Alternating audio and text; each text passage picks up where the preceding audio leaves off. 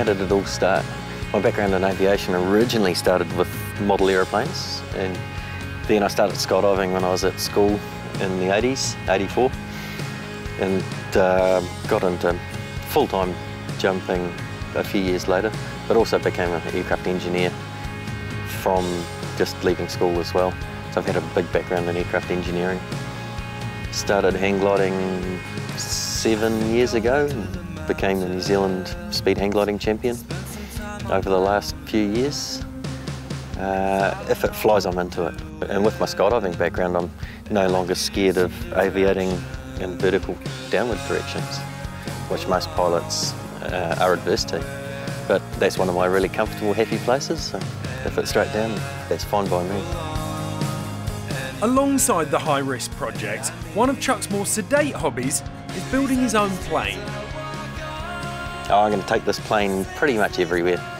My dream is to fly around New Zealand and visit all my friends, do adventures with my mates, have a wonderful time, and access parts of New Zealand that are really hard to get to otherwise. And my plane's amphibious, which means that we can take it to dry runways or go and land in the lakes or the sea. The mental side of these events is what really turns me on. Turning something that's in my mind that I can see as possible and taking that dream and then turning it into a reality is one of the things I love the most. For a man with a CV as diverse and mind-bending as Chucky's, the question has to be asked, what are the highlights? Landing an aeroplane at home for the first time, landing a parachute at home for the first time, building my own plane in the shed, parachuting underground in China would have to be an absolute highlight. That was absolutely incredible. There's nothing like it. Parachuting underground. Yeah! Way to stick that, bro. Red Bull! Turning a tent into a parachute. I really, really enjoyed that because I don't think anyone believed that it could be done. So I got the right things together, got the right equipment, spent some time on a sewing machine and had a friend do some sewing for me also and turned a tent into a parachute and jumped it. Like the sports that I do, they are dangerous sports and there are accidents and people do die doing these sports, which is always particularly tragic because there's not many of us on the planet. We're a small band of people that are prepared to push ourselves to these kinds of levels. So when one does come along, that's totally special, and when one departs, it's totally sad.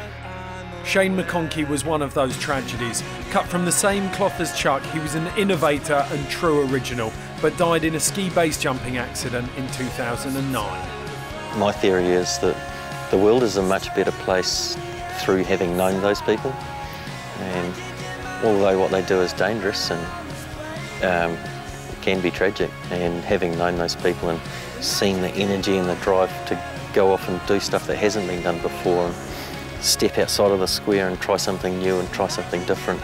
And I think that's a valuable thing to have in the human race. I'm going to jump out of the helicopter at about 1,500 feet above the top of the mountain. I'll be flying the wingsuit at about 160, 180 kilometres an hour, and there's definitely pressure on your arms, so this is the bit you fly with. And so you have to actually push against the wind, and it's almost like lying on the wind, and push really hard with your toes and make sure that the whole wingsuit's actually working, and that your leg wings working efficiently and your arm wings are working properly, because this is what you fly. The thing with wingsuiting is you're flying your whole body. It's not like flying an aeroplane where you're manipulating the controls of a craft, whether it's a plane or a hang glider or a paraglider. But with this, you're actually flying your whole body.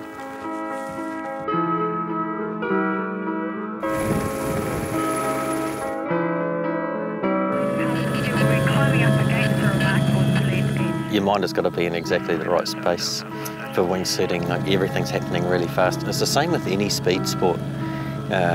You've got to be able to think ahead, and you've also got to be able to think into the future, because everything's happening so fast. Because in the next few moments, you're going to go from here to out there, but while you're here, your thinking must be out there. So you've already gone around the bend before you physically got to it. So there's a bit of a change in phase between where you are in actuality and where your mind is.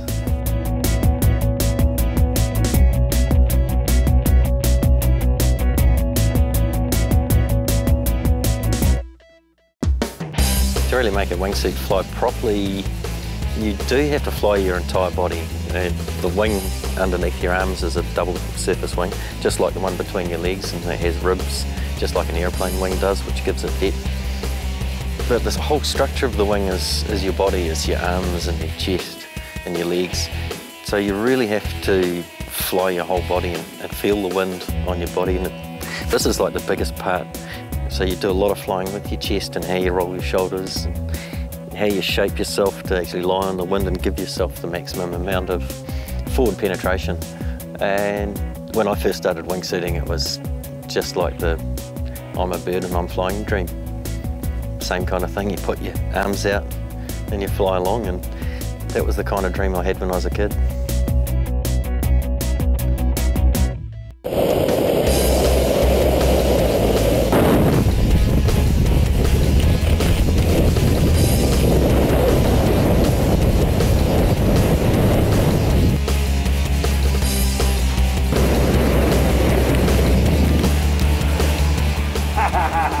How exciting is that?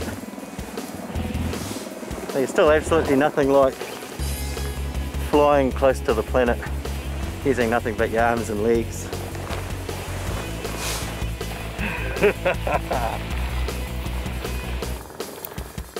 I reckon a falcon would be close to wingsuiting, especially if you've ever seen them stooping and they tuck the wings up and just go and just dropping out of the sky. I think that would be close.